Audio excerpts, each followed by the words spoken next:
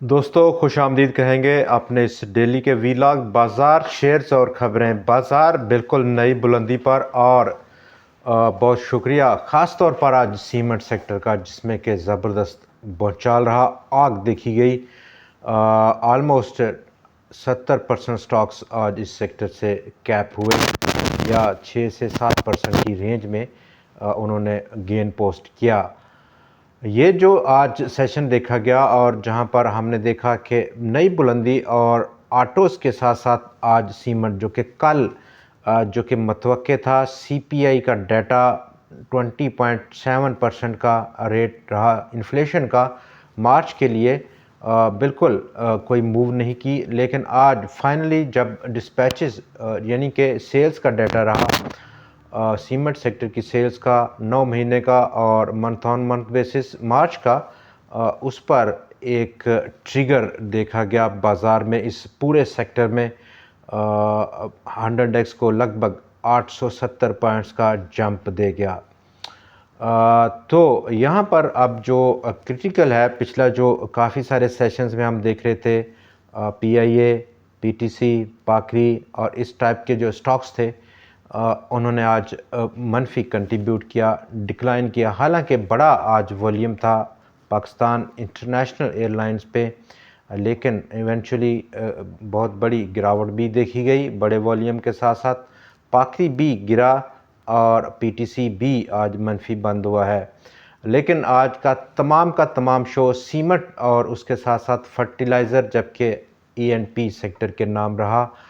आज हम इस नए जो सेक्टर इमर्ज हुआ सीमेंट ऑटो के साथ साथ, उस पर बात करेंगे, नए स्टॉक्स पर और ख़बरों पर बात करेंगे। वॉल्यूम्स में आज ज़रूर इजाफा देखा गया, 48.94% का कल के निस्बत, और 44 करोड़ शेयर से ज़्यादा का आज काम हुआ बाज़ार में। कल 30 करोड़ शेयर्स का काम था। मालियत के लिहाज से भी आज इजाफा देखा गया, 15.3 अरब रुपया रही इन 44 करोड़ शेयर्स की मालियत, और कल तकरीबन 30 करोड़ शेयर्स का जो काम था बाज़ार में, उसकी मालियत 11.9 अरब रुपया थी। ख़बरों में अगर हम देखें तो सीमेंट पर बात करते हैं। सबसे पहले सीमेंट सेक्टर, सीपीआई इन्फ्लेशन का डाटा, और उसके बाद आज जो डिस्पैचेस थे जिनमें कि कोई बहुत बड़ा जंप नहीं देखा, अगरचे के माइनस परफॉर्मेंस थी। अगर हम ईयर ईयर बेसिस पर देखें 9 महीनों का जो फिगर है, लेकिन अगर हम एक्सपोर्ट्स और प्लस जो लोकल सेल्स हैं उसको मिलाएं तो डेफिनेटली 3.85% मार्च में इजाफा देखा गया। टोटल डिस्पैचेस देखे गए, एक्सपोर्ट्स प्लस जो लोकल सेल्स है 3.941 मिलियन टन्स के, जो कि पिछले बार यानी कि मंथ ऑन मंथ बेसिस पर पिछले महीने फरवरी में 3.795 मिलियन टन्स के total number of million turns की डिस्पैचेस थे, सेल्स थी लोकल प्लस एक्सपोर्ट्स। और जुलाई मार्च अगर हम कलेक्टिव इस सेक्टर की परफॉर्मेंस देखें, 3.81% की डिक्लाइन है, 29.401 मिलियन टन्स की टोटल सेल्स थी इस सेक्टर की, जो कि पिछले साल इसी 9 महीनों में 30.564 मिलियन टन्स की लोकल और एक्सपोर्ट्स टोटल मिला करके सेल्स थी। लोकल अगर हम देखें तो उसमें मार्च के महीने में ईयर ऑन ईयर बेसिस पर, यानी कि ईयर ऑन ईयर मतलब पिछला साल 2022 का मार्च को कंपेयर किया जा रहा है, 0.62% की गिरावट है लोकल डिस्पैचेस में। और जुलाई टू मार्च जो है उसमें टोटल जो डिस्पैचेस हैं लोकल, वो 3.81% की डिक्लाइन है, और लोकल जो डिस्पैचेस रहे वो 3.336 मिलियन टन्स थे मार्च के लिए। और मार्च का जो पिछला साल के मुकाबले में था ईयर ऑन ईयर बेसिस पर 3.357 मिलियन टन्स की टोटल सेल्स थी। तो लेकिन जो ट्रिगर था वो डेफिनेटली जो 80% का उसमें कंट्रीब्यूशन थी, वो डाटा था जो हमने मार्च का देखा। इन्फ्लेशन का डाटा 20.7% का, और जो अब रियल इंटरेस्ट रेट्स है वो पहली बार तकरीबन 2 सालों के बाद पॉजिटिव हुआ है।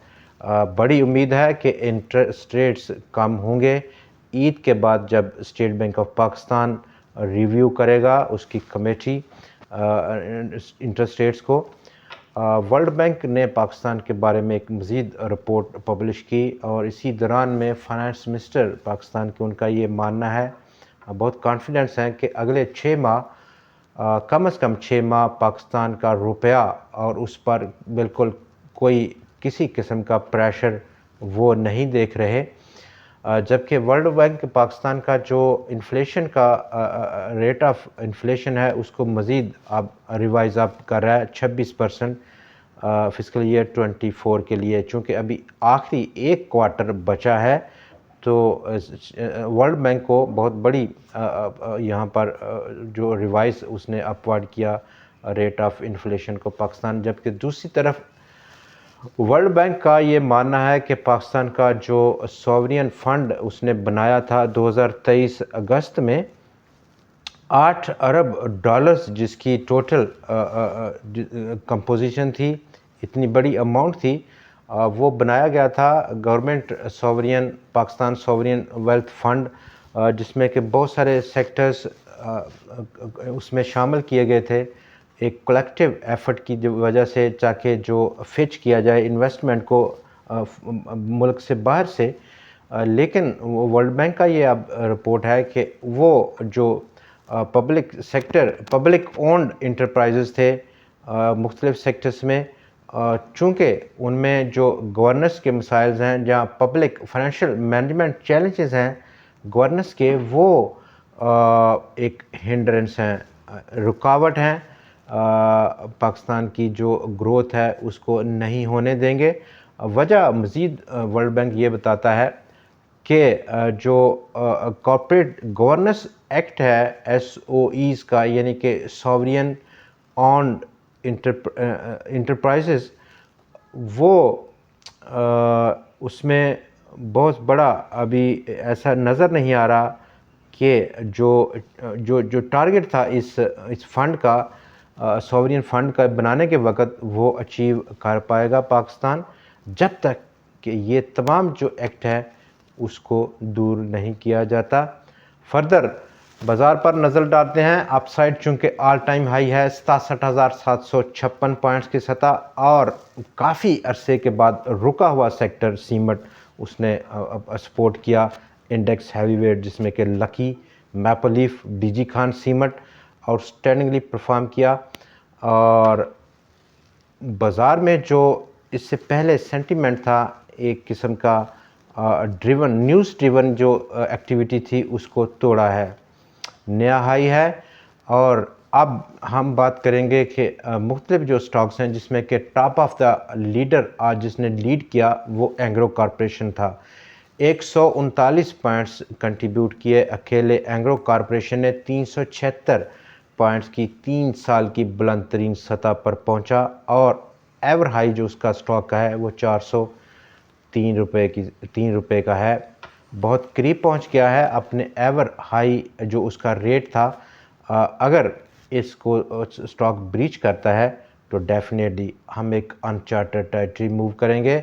लगभग 600 या 650 रुपये अगला पॉसिबल टारगेट रह सकता है एंग्रो कॉरपोरेशन का, और एक इंडेक्स हैवीवेट स्टॉक है, ये भी जहन में रखना चाहिए। दूसरी तरफ अनचार्टेड टेरिटरी में मूव किया एंग्रो फर्टिलाइज़र आज एक्स होने के बाद 152 रुपये से ऊपर निकल गया। लकी सीमेंट मौजूदा जो उसका रेट है और जो अपकमिंग रेजिस्टेंस है स्टॉक की वो 830 रुपये की सतह की है।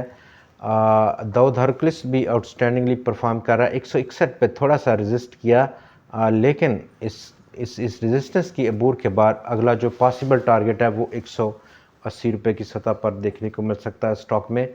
चिराट 173, फौजी सीमेंट 21 रुपये, मैपल लीफ सीमेंट तकरीबन 44 रुपये, डीजी खान सीमेंट 86 रुपये की सतह का इब्तदाई और या प्रोसीडिंग जो उसका हाई है, जबकि ग्रीवाल सीमेंट 30 रुपये का टारगेट प्राइस रह सकता है। E&P सेक्टर भी इस वक्त थोड़ा सा अपने आप को कंसोलिडेशन जो कि पिछले काफ़ी दिनों से थी, बल्कि हफ्तों से थी, उससे निकलना चाह रहा है, जिसमें कि पाकिस्तान पेट्रोलियम और OGDC काबिल ज़िक्र स्टॉक्स हैं। पाकिस्तान पेट्रोलियम अगर हम बात करें तो अपकमिंग जो उसका रेजिस्टेंस है वो 125-126 रुपये मौजूदा लेवल्स, और रेजिस्टेंस में काफ़ी बड़ा डिफरेंस है, गैप है, बड़ा एक अच्छा प्रॉफिट दे सकता है। इंडेक्स हैवी वेट्स है, डेफिनेटली नया बुलंदी बख्शेगा ये बाज़ार को। OGDC मौजूदा जो उसकी कंसोलिडेशन थी वो लगभग कंप्लीट होने को, आने वाले सेशंस में ज़रूर हम इसमें एक अपसर्ज देखेंगे 140, 145 या मैक्सिमम 150 रुपये की सतह तक। दोस्तों, आज के प्रोग्राम में इतना ही। मिलते हैं कल एक बार फिर से आपसे नई खबरों और नए तज्ज़ियात के साथ। तब तक के लिए हमें इजाज़त दीजिए। खुदा हाफ़िज़।